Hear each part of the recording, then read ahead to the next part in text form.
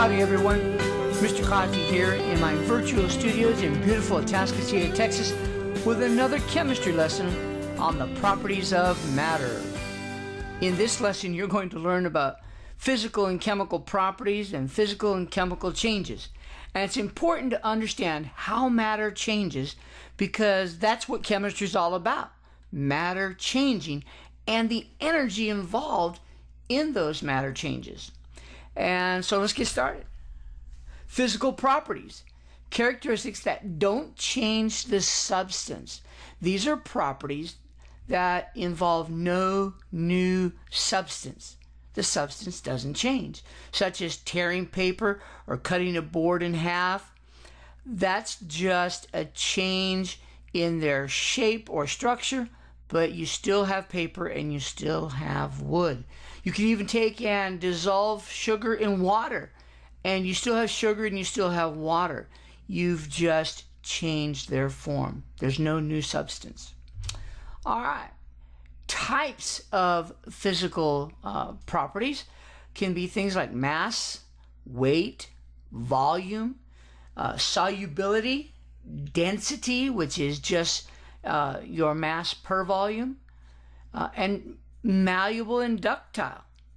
And you might say, well, what's ductile? And that's the ability of a substance to be drawn into wires.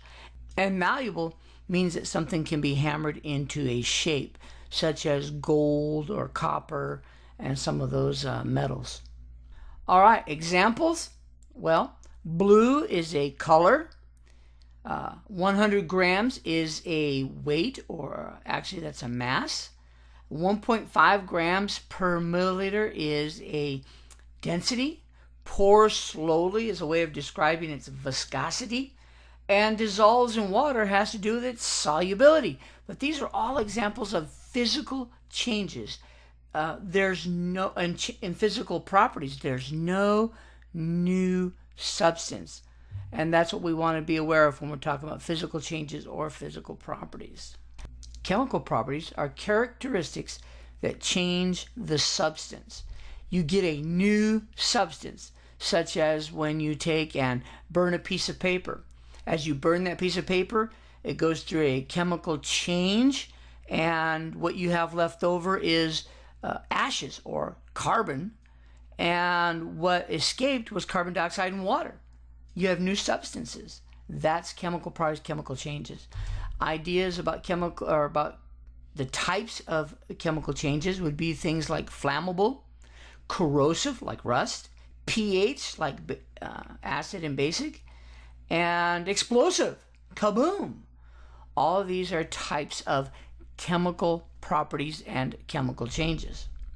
Examples would be things like reacts with water, combusts, reacts with oxygen, and a sour taste.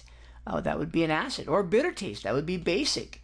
And usually that comes from a chemical reaction and creates chemical changes. So, recapping our ideas here on chemical and physical changes. A physical or property or change has to do with no new substances. It's the same old thing. Even though you may have changed it, you may have cut it up into little pieces, you may have dissolved it, but you do not have a new substance. That's what physical changes are about. And then chemical properties and changes give you a new substance. You take hydrogen and oxygen, react them together, kaboom, you get water. Okay? That's a chemical property, that's a chemical change. And that's what we need to be aware of here. The big key concepts here is that in order for it to be a physical change and physical property, it will involve no new substances. But if it is a chemical property or change, you're going to have new substances.